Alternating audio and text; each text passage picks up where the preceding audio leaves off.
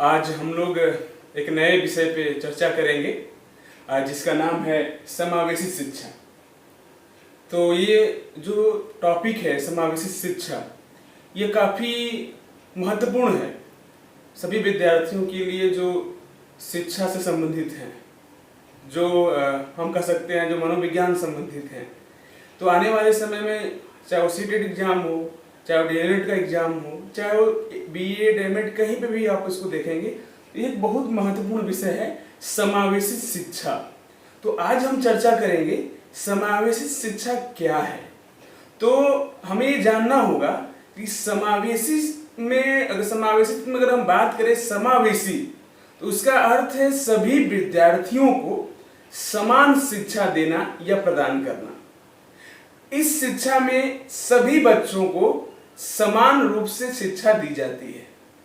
सभी बच्चों से अर्थ है कि उनमें कुछ बच्चे जो विशिष्ट बच्चे हैं, जिसको हम स्पेशल चिल्ड्रन करते हैं, हो सकते हैं शारीरिक विकलांग हो या कोई शारीरिक कमियां हो, उनको सुनाई नहीं दे रहा हो, चलने में कहीं कठिनाई हो, मानसिक विकलांग हो, लिखने पढ़ने में उनको कठिनाई महसूस होता हो, तथा अन्य बच्चों से जो सामान्य बच्चे होते हैं उनसे कुछ कहीं न कहीं अलग होते हैं। तो समावेशी शिक्षा में विशिष्ट बच्चों की छिपी हुई योग्यता है उसको उभारा जाता है। तो पहले हम ये जानने की कोशिश करते हैं कि समावेशी शिक्षा अगर हम समझे तो इसमें दो तरह के बालक होते हैं। एक तो ऐसे बालक जो सामान्य बालक हम जिसको कहते हैं, और एक जो हम अभी चर्चा कर रहे थे विशिष्ट बालक। तो अगर हम बात करते हैं सामान्य बालक, तो सामान्य बालक कौन बालक? जो बालक चाहे वो नैतिक रूप से, चारित्रिक रूप से, आर्थिक रूप से, संवेगात्मक रूप से, सामाजिक रूप से, शारीरिक रूप से, भावात्मक रूप से, संवेगात्मक रूप से, जो बच्चे न तो बहुत ज्यादा अधिक होते हैं और न बहुत नीचे होते हैं, मतलब उनका जो पक्ष होता है वह इन सभी जगहों पे एक सामान्य लेवल का होता है, एक समान स्तर का होता है। तो वो सारे बालक, चाहे वो उनको हम कह सकते हैं कि वो सामान्य बालक की श्रेणी में आते हैं। तो अगर हम बात करते हैं दूसरे तरफ जो विशिष्ट बालक होते हैं, वो जो सामान्य बालक को अभी हम बता रहे थे, वह कहीं ना कहीं उन सभी पक्षों में, जो अभी पक्ष हम बता रहे थे कि जो सामान्य बालक होते हैं वो चाहे संवेगात्मक रूप से, शारीरिक विकास के रूप से, या नैतिक रूप से, चारित्रिक रूप से, योग्यता के रूप में अगर देखें, सामाजिक रूप से देखें, तो वो न ज्यादा ऊंचा होते हैं, उनका जो लेवल बहुत ऊंचा नहीं होता है, न बहुत नीचे होता है, वो बीच की जो होते हैं वो एक तरह से सामान्य बालक होते हैं। लेकिन जो विशिष्ट बालक होते हैं वो उन्हीं पक्ष के आधार पे या तो सामान्य बालकों से ऊंचे लेवल वाले बालक होते हैं, या उन समान बालकों से नीचे लेवल के हो सकते हैं, नीचे स्तर के हो सकते हैं। तो इसमें अगर हम केवल यह नहीं कहें कि जो बच्चे जो समान बालकों से थोड़ा भिन्न होते हैं, भिन्न का मतलब है वो सामान्य बालकों से ऊंचा, मतलब उनका जो लेवल है वो हायर हो सकता है, ऊंचे लेवल का वो भी हो सकता है, और निम्न लेवल स्तर का भी हो सकता है। तो वो सभी बालक, वह अगर एग्जाम्पल में हम समझने की कोशिश करते हैं, तो वो चाहे वो सृजनात्मक बालक हो, चाहे प्रतिभाशाली बालक हो, चाहे पिछड़ा बालक हो, चाहे अधिगम निर्योग्य बालक हो, औसत क्षमता के अभाव वाले बालक हो, समस्यात्मक बालक हो, ये सभी जो इनकी सभी बच्चों की जो श्रेणी होगी वह विशिष्ट बालक के रूप में होगी। अगर सामान्य शब्दों में समझे तो वे बालक जो सामान्य बालकों से विभिन्न पक्षों में या तो ज्यादा या कम उनसे भिन्न होते हैं, वो कहीं ना कहीं विशिष्ट बालक के रूप में जाने जाते हैं। तो जो हम बात कर रहे थे कि समावेशी शिक्षा का अर्थ सभी विद्यार्थी, अब देखिए ये बच्चे समान और विशिष्ट, जिनमें या तो ज्यादा लेवल के या थोड़ा निम्न लेवल के, इन दोनों बच्चों को एक साथ एक कक्षा में बैठा के पढ़ाना कहीं न कहीं यह इंगित करता है, उस क्लास को बताता है कि ये समावेशी शिक्षा का क्लास है, कक्षा है। तो मतलब कहने का मतलब हमारा यही है कि समावेशी शिक्षा का अर्थ है वे सभी विद्यार्थी को समान शिक्षा देना या प्रदान करना ही हम कह सकते हैं कि समावेशी शिक्षा है। अगर हम बात करते हैं कुछ परिभाषाओं को देखें कि समावेशी शिक्षा होता क्या है, तो अगर हम एस.के. दुबे महोदय के अनुसार हम समझने की कोशिश करते हैं तो समावेशी शिक्षा एक ऐसी शिक्षा प्रणाली है जो छात्रों की योग्यता, क्षमता, शारीरिक और आर्थिक स्थितियों के अनुरूप शिक्षा प्रदान करती है। एक बार दोबारा से, एस.के. दुबे के अनुसार समावेशी शिक्षा एक ऐसी शिक्षा प्रणाली है जो छात्रों की योग्यता, क्षमता, शारीरिक और आर्थिक स्थितियों के अनुरूप शिक्षा प्रदान करती है। ये एस.के. दुबे महोदय के अनुसार परिभाषा समावेशी शिक्षा का। दूसरा हम बात करते हैं, एक और शिक्षाविद है आर.के. शर्मा। उन्होंने कहा कि समावेशी शिक्षा एक ऐसी शिक्षा प्रणाली है जिसका उपयोग करके प्रतिभाशाली और शारीरिक रूप से अक्षम छात्रों को एक साथ शिक्षा दी जाती है। मतलब जो शारीरिक रूप से अक्षम हो, चाहे वो प्रतिभाशाली हो, जो शारीरिक रूप से थोड़ा विकलांग हो, उन सभी बालकों को एक साथ अगर हम शिक्षा देते हैं तो वह क्या कहलाएगा? वह कहलाएगा समावेशी शिक्षा, जिसको हम आज चर्चा कर रहे हैं, जिनको हम जानने की कोशिश करते हैं। बात आती है जब हम समावेशी शिक्षा की बात करते हैं तो समावेशी शिक्षा की सर्वाधिक महत्वपूर्ण अगर हम विचारशील मुद्दों को देखें तो बहुत बड़ा वैश्विक मुद्दा है। अगर आप इसको समझिए तो यह जो समावेशी शिक्षा की जो हम बात करें तो इसमें एक राइटर आते हैं जिनका नाम है लिप्स और मार्थरा ने समावेशी शिक्षा के परिभाषित करते हुए बताया कि समावेशी शिक्षा की एक सारगर्भित परिभाषा दिया है, जिसका वर्णन विशेष आवश्यकता या विशेष आवश्यकता वाले अशक्त विद्यार्थी कक्षाओं में, क्लासरूम में प्रवेश दिलाने के संदर्भ में किया है। हाल के वर्षों में समावेशी शिक्षा की संकल्पना को न केवल विशेष आवश्यकता वाले विद्यार्थियों बल्कि उन सभी विद्यार्थियों जो किसी न किसी रूप में वंचित हैं को भी शामिल करने के लिए व्यापक बनाया गया। जो परिभाषा है उसे थोड़ा व्यापक कर दिया गया। इसमें केवल विशेष आवश्यकता वाले ही बच्चे नहीं आते हैं, इसमें वे सभी बच्चे शामिल होते हैं। इसीलिए हमने इसमें बात कर रहे थे कि इसमें वो सभी चाहे वो अर्धिगम निर्योग्य बालक हो या वो अवसर समता, जिनको अवसर नहीं मिला है, अवसर जिनको नहीं मिला, जो भी रिजर्वेशन की हम जब बात करते हैं, चाहे वो किसी भी तरह से जो बच्चों को रिजर्वेशन दिया जाता है, वो कहीं ना कहीं जो अधिगम जो अवसर की क्षमता है उसको दर्शाता है। तो हम बात करते हैं तो इसको लेकर अगर हम बात करें तो सबसे पहले जो बातें हम आती है कि जो भेदभाव बच्चों में ना हो, बच्चों में हीन भावना ना हो, जो इसका अगर उद्देश्य देखें कि ये क्यों किया जा रहा है, समान बच्चों के साथ विशिष्ट बालकों को एक साथ क्लास में बैठाने का उद्देश्य ये है, जो समावेशी शिक्षा का जो उद्देश्य हम कह सकते हैं कि पक्षपात का न होना, कि बच्चों में हम उसके उस आधार पे हम पक्षपात न करें। हम दूसरा ये भी उद्देश्य है इसका कि हीन भावना का विकास ना होना। जो बालक कहीं न कहीं किसी भी कारण से उनको शारीरिक अक्षमता है या हम कह सकते हैं उनमें कहीं न कहीं दिव्यांग जो बालक होते हैं, वो कहीं न कहीं उनके मन में यह ना हो कि उनको समाज से अलग करके पढ़ाया जा रहा है, वो ये भाव उनमें पैदा ना हो, इसलिए उन बच्चों को समान बच्चों के साथ बैठाकर यह महसूस कराया जाता है। और दूसरी तरफ जो बच्चे समान बच्चे हैं वो भी ये समझ पाए कि वो भी उस जो बच्चे उनके साथ बैठ रहे हैं वो समाज के ही हिस्से हैं, न कि वो समाज के अलग कोई हिस्से के हैं। तो दोनों की तरफ एक सामाजिक भाव का विकास हो, उनमें हीनता की जो भावना हो सके, उसको रोका जा सके। तो इस तरह से इसमें हम कह सकते हैं कि यह एक तरह से इसका उद्देश्यों में है कि हीन भावना का विकास न हो। अगर दूसरे पक्ष में अगर हम बात करते हैं उद्देश्य को लेकर कि भेदभाव न हो, भेदभाव का न होना, तो इसका ये भी उद्देश्य है, चाहे वो किसी भी कास्ट के आधार पे, धर्म के आधार पे, जाति के आधार पे, किसी शारीरिक स्थितियों के आधार पे, किसी भी तरह से हम लिंग के आधार पे किसी भी प्रकार से बच्चों में भेदभाव हम न करें, उनको एक अच्छा भाव मिल पाए क्लासरूम में और एक अच्छा वो देश का एक अच्छा नागरिक बन पाए, इसलिए उनको समावेशी शिक्षा के कॉन्सेप्ट से जोड़ा गया।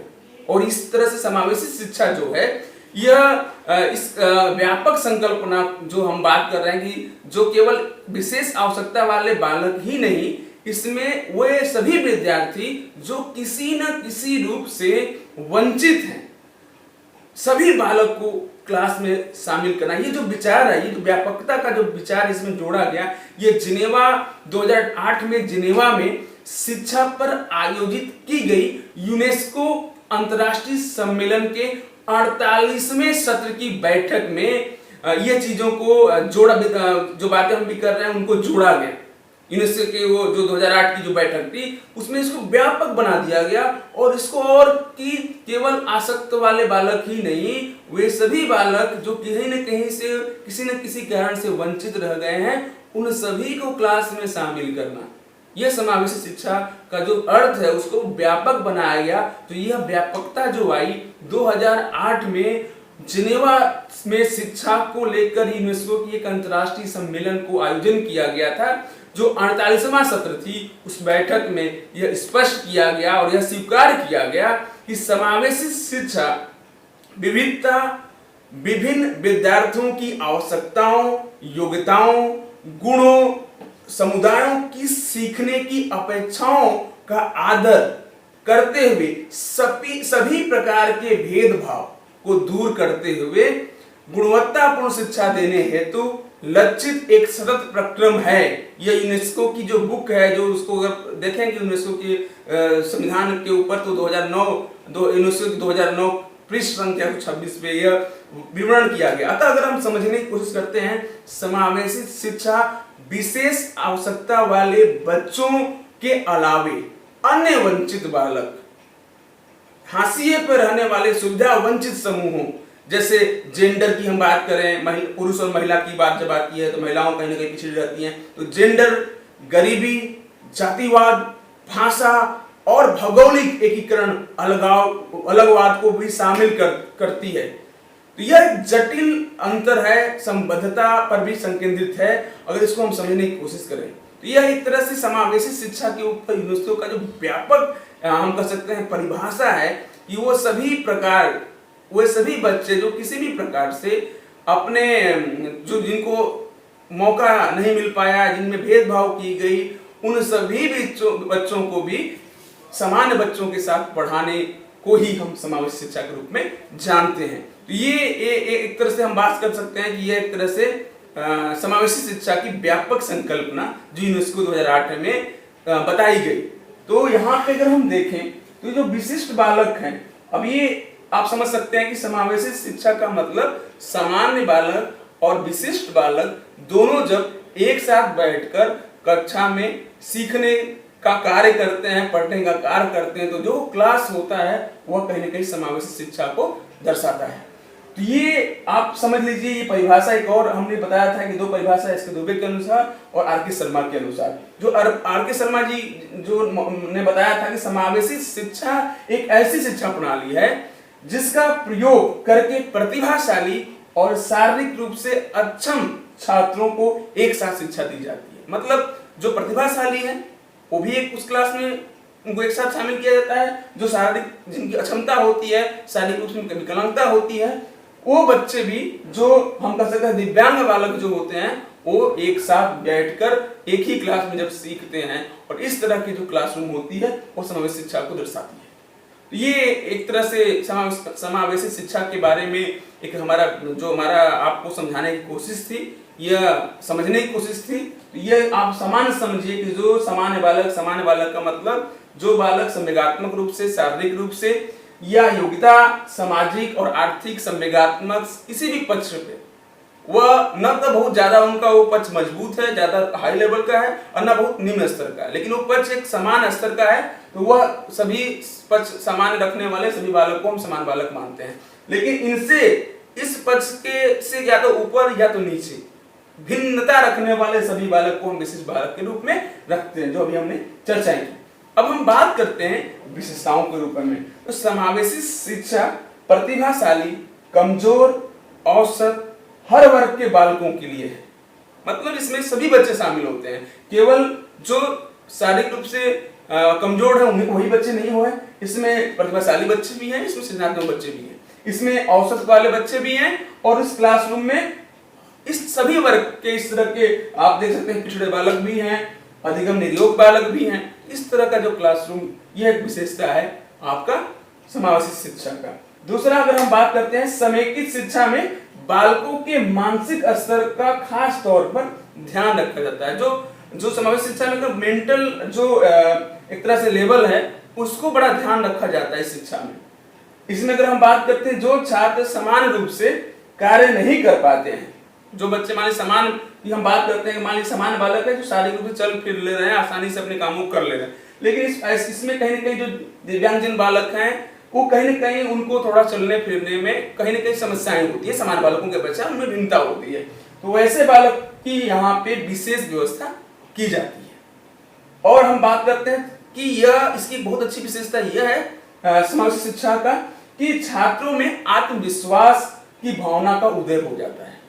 मतलब जो बच्चों में आत्मविश्वास होती है उसका इसमें उदय होता है और उसमें विकास होता है, जिससे खुद जो दिव्यांगत जो बच्चे दिव्यांगजन हैं या दिव्यांग जो बच्चे होते हैं, उनको अपनी दिव्यांगता पर दया नहीं आती है और उनमें हीन भावना नहीं आती है, और वो बच्चे जो उनके साथ क्लास में पढ़ते हैं उनमें भी ये भावना नहीं आती है कि वो बच्चे उनसे भिन्न हैं। तो एक दूसरे को सहयोग करके तो उसमें सामाजिकता का गुण भी विकसित होती है और उनमें जो दया की भाव है वो एक तरह से दोनों में तरफ से आती है। दोनों बच्चे जो होते हैं, समान बालक भी और विशिष्ट बालक भी, एक दूसरे से मिलकर आगे बढ़ते, तो उसमें नागरिकता का गुणों का विकास भी होता है। ये कुछ विशेषताएं हैं और हमने उद्देश्य के बारे में भी चर्चा किया। तो इस प्रकार से अगर आप देखें तो ये विशिष्ट बालक और सामान्य बालक की, तो आगे अगर हम इसको समझेंगे, अगला जो हम टॉपिक पे चर्चा करेंगे, जो विषय वस्तु होगी वो विशिष्ट बालक को लेकर हम बनाएंगे। और उसमें अगर हम समझें जो सृजनात्मकता होती है, जो सृजनात्मक बालक होते हैं, उन बालकों में मौलिकता होती है। वह मौलिकता का मतलब है जो चीजें अभी चल रही है, जो विधि हम शिक्षण में प्रयोग कर रहे हैं, जो हम कार्य कर रहे हैं, उन कार्यों में कुछ नयापन, वो जो बालक होते हैं उस तरह की सोच रखने वाले होते हैं, उनमें हम कह सकते हैं कि मौलिकता का गुण होता है। जो अगर हम प्रतिभाशाली की बात करते हैं तो प्रतिभाशाली बालकों को हम आईक्यू लेवल के आधार पे या हम उसको बुद्धि लब्धि के आधार पे जो औसत बच्चों से थोड़ा ऊंचे स्तर के बच्चे होते हैं, वो जो बुद्धि लब्धि इनकी अच्छी होती है, उनको एक तरह से हम समझ पाएंगे कि वो प्रतिभाशाली बालक को माना जाता है। तो इसके अलावा जो हम पिछड़े बालक की चर्चा करेंगे उसमें है, तो पिछड़ा बालक का मतलब ये नहीं है कि जो बच्चा पिछड़ा है, बालक का मतलब ये नहीं है कि जो आप ये उसका बहुत सारे लोग अलग अलग हम कह सकते हैं कि अलग अलग अर्थ निकालते हैं, लेकिन पिछड़ा बालक का यहाँ पे केवल मतलब शैक्षिक स्तर से या शैक्षिक आधार पे जो बालक पिछड़ जाते हैं। मान लीजिए एक अच्छा बच्चा है, औसत से भी अच्छा बच्चा है, और उसको अस्वस्थ हो जाए, बीमार पड़ जाए, या कोई दुर्घटना हो गई, वो क्लास नहीं आया या परीक्षा में नहीं बैठ पाया, तो इस तरह से जो बच्चे पिछड़ जाते हैं शैक्षिक आधार पे, वो बालक, ये आप हम लोग बहुत सारे इसको लेकर भ्रांतियां होती हैं, लेकिन यहाँ पे जो पिछड़े बालक की हम चर्चा करेंगे आने वाले क्लास में, उसमें हम जो बात करेंगे, जो सामान्य से समझना है कि पिछड़ा बालक जो शैक्षिक आधार पे पिछड़े हुए हैं, चाहे वो जो बीमार हो गए हों, चाहे कोई ऐसी घटना हो गई है जिसकी वजह से वो पिछड़ गए हों अपने शिक्षा में, तो उन बालकों को हम इसमें पढ़ेंगे, उन पिछड़े बालकों को हम जानेंगे, वो भी विशिष्ट बालक की दर्जा में आते हैं। जो हम बात करते हैं दिव्यांग बालक, जो दिव्यांग बालक होते हैं वह कहीं न कहीं शारीरिक रूप से, कहीं न कहीं मानसिक रूप से, या जो हम कह सकते हैं कि कमजोर होते हैं, जो सामान्य बच्चों से शारीरिक आधार में या मानसिक आधार पे कहीं न कहीं थोड़ा सा उनसे अलग होते हैं, तो उन बालकों को हम दिव्यांग बालक में रखते हैं। इससे बहुत सारे प्रश्न भी आते हैं, जैसे अगर हम बात करते हैं कि दिव्यांग बालक में कौन कौन से बालक हैं और कौन कौन सी संस्थाएं काम करती हैं, तो इससे बहुत सारे प्रश्न आते हैं। अगर हमने यहाँ पे लिखा हुआ है कि जैसे हमने कुछ इंस्टीट्यूट के नाम लिखे हुए हैं जो राष्ट्रीय स्तर के कुछ संस्थाएं हैं, जैसे एक नाम है, अगर हम बात करते हैं कि national institute of occupation health, ये नेशनल जो है, ये national institute of occupational health, ये एक तरह से राष्ट्रीय व्यावसायिक स्वास्थ्य संगठन का एक हमारा है जहाँ पे ये काम करता है। प्रश्न भी बहुत सारे इस कोड से पूछा जाता है, जो सीटेट एग्जाम है, चाहे आप कह सकते हैं कि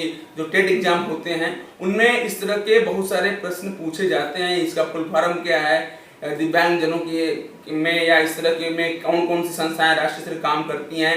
तो एक हम कह सकते हैं, एक इसका नाम आता है NIHH, जो आप देख सकते हैं NIHH, ये है NIHH। यह जो है अलीवर जंग national institute of the hearing handicapped. तो ये पूछा जाता है तो हमें पता होना चाहिए national institute for the hearing handicap. तो ये एक नेशनल इंस्टीट्यूट है जो श्रवण दोष वाले बच्चों के लिए काम करता है उन संस्थाओं पे। एक नाम आता है NIVH, जिसको हम कह सकते हैं national institute for visual handicap, national institute of visual handicap NIVH। और इसी तरह से एक नाम और आता है जिसको हम देख सकते हैं NIMH, जिसको हम जानते हैं national institute of mental health. ये कुछ राष्ट्रीय संस्थाएं हैं NIMH, NIVH, NIHH, NIOH। यह दिव्यांग बालक के हम कह सकते हैं कि ऊपर भी बहुत सारे कार्य करते हैं। तो दिव्यांग बालक की अगर हम बात करें तो वो बालक जो शारीरिक या मानसिक रूप से समान बालकों से भिन्न जो होते हैं, उन बालकों को हम दिव्यांग बालक के रूप में देंगे। अब बात करते हैं जो दिव्यांग बालक के अलावा अधिगम निर्योग। तो अधिगम निर्योग का जो मेन कॉन्सेप्ट होता है, जो बेस होता है, सीखना। जो बच्चे सीखने में जिनको तकलीफ होती है, या हम कह सकते हैं वो ऐसे बालक जो समान बालक के जो बालकों से सीखने के में कहीं न कहीं उनको कठिनाई आती है, जो सीखने में उनको दिक्कत आती है। अगर याद करेंगे तो जो एक मूवी है आमिर खान की, तारे जमीन पर, तो कहीं न कहीं ये अधिगम निर्योग के ऊपर है। अगर आपने नहीं देखा होगा तो आप उसको समझ पा रहे होंगे। अगर जो लोग नहीं देखे हैं तो कृपया वो देखें। ये पिक्चर जो मूवी बनाई गई थी तारे जमीन पर, यह अधिगम निर्योग के ऊपर थी, जो कहीं न कहीं डिसलेक्सिया के ऊपर थी, सीखने के कठिनाइयों के ऊपर बताई गई थी। तो ये एक तरह से अधिगम निर्योग के पे आधारित मूवी थी। तो यहाँ जो अधिगम निर्योग का मतलब है कि सीखने में जो दिक्कतें आ रही हैं, जो बच्चे सीख नहीं पा रहे हैं, वो बच्चे इसके कैटेगरी में आते हैं। अब हम बात करते हैं अवसर समता की। अवसर समता का मतलब है कि ये बिल्कुल नहीं है कि हम कोई भी बच्चों को अवसर समता की। अवसर समता मतलब कि पद योग्यता। अगर मान लीजिए जो बच्चे एक ही पद के हों, योग्यता समान रखते हों, और उस आधार पे वो कहीं न कहीं समता उनको नहीं मिलती है, तो वो बच्चे कहीं न कहीं पिछड़ जाते हैं, या उनकी जो अवसर की समता का कहीं न कहीं व्यवधान होता है। तो वो बच्चे सारे जिनको अवसर समता पे कहीं न कहीं दिक्कतें आती हैं, जो अवसर समता उनको नहीं मिल पाता है, उन बच्चों को इसको हम इसमें रखते हैं। अब आते हैं जो समस्यात्मक बालक होते हैं। देखिए, समस्यात्मक बालक जो होते हैं वह समस्यात्मक बालक होते हैं जो क्लास में सीखने सिखाने के समय में, या हम कह सकते हैं कि जो शिक्षण कार्य में व्यवधान उत्पन्न करते हैं। यहाँ पे जो बातें हैं कि जिससे सीखने सिखाने की प्रक्रिया में व्यवधान उत्पन्न होता है, वो कहीं न कहीं उस तरह के सभी बालक समस्यात्मक बालक माने जाते हैं। तो अभी एक समान परिचय हमने यहाँ पे दिया है। आने वाले स्लाइड पे, आने वाले वीडियो पे हम इन विशिष्ट बालक के जो प्रकार हैं उन पे विशेष रूप से हम चर्चा करेंगे और विस्तृत तरीके से जानने की कोशिश करेंगे। तो आज का यह क्लास था जो विशेष रूप से समावेशी शिक्षा के ऊपर था, जो सीटेट और टेट और डीएलएड और बीएड के एग्जामों में बहुत ज्यादा पूछा जाता है। तो आज के लिए धन्यवाद।